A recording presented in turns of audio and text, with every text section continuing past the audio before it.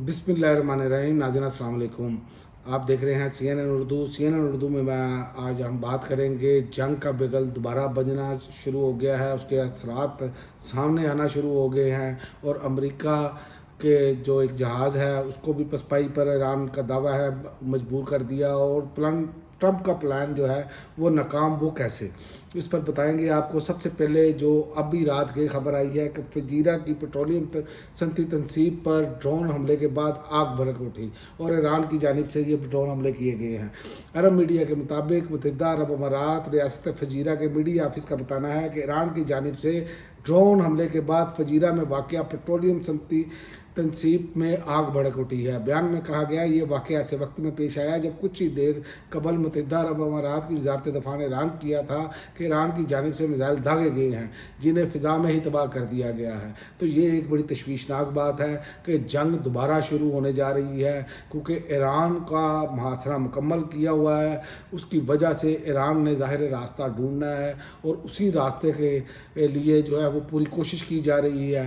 Iran किसी सूरत पीछे हटने के लिए तैयार नहीं। अमेरिका और सदर ट्रंप जो है वो अपनी मर्ज़ी का मुआहदा चाहते हैं, जबकि वो सब कुछ निकात मिल चुके हैं, ईरान को भी आगे निकात मिल चुके हैं।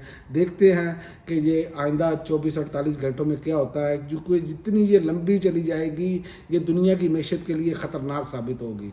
और दूसरा, ईरान का आबना हॉर्मुज़ में अमेरिकी जहाज़ पर हमला, यूएस नेवल डिस्ट्रॉयर जहाज़ पसपाई पर मजबूर, और ईरान ने इसकी फुटेज भी जारी कर दी है ट्विटर पर, एक्स जिसे हम कहते हैं। ईरान के फौजी के शोबा तलक़ात आमा के मुताबिक बहरा ओमान और आबना हॉर्मुज़ के करीब अमेरिकी नेवी के डिस्ट्रॉयर की नकलो हरकत पर मुसलसल नज़र रखी जा रही है।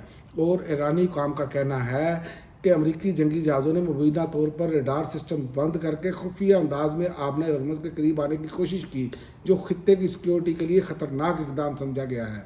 और बयान में यह भी कहा गया है कि जैसे ही अमेरिकी जहाज़ों ने दोबारा अपने रडार फाल किए तो ईरानी बहरिया ने फौरी तौर पर इन्हें शनाख्त कर लिया और रेडियो के ज़रिए खबरदार किया कि वो जंग बंदी की खिलाफ वर्जी से ग्रेज करें, तो जिस पर वो पसपा होने पर मजबूर हो गए।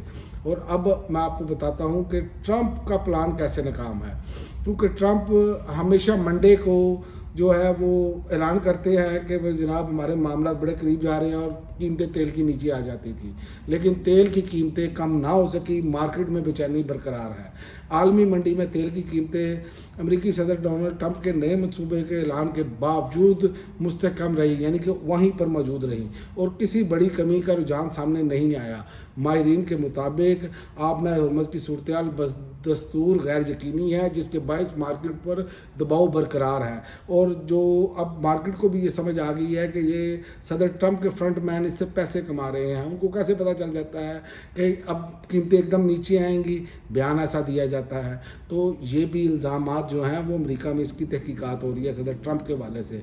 तो इस हवाले से रिपोर्ट्स के मुताबिक जो है ब्रेंट क्रूड ऑयल की कीमत जो है वो $108 फी बैरल जो है उसके करीब बरकरार रही है, जबकि ट्रंप की जानिब से प्रोजेक्ट फ्रीडम के तहत फंसे हुए जहाज़ों को निकालने के ऐलान ने मार्केट को कोई मुतासिर नहीं किया।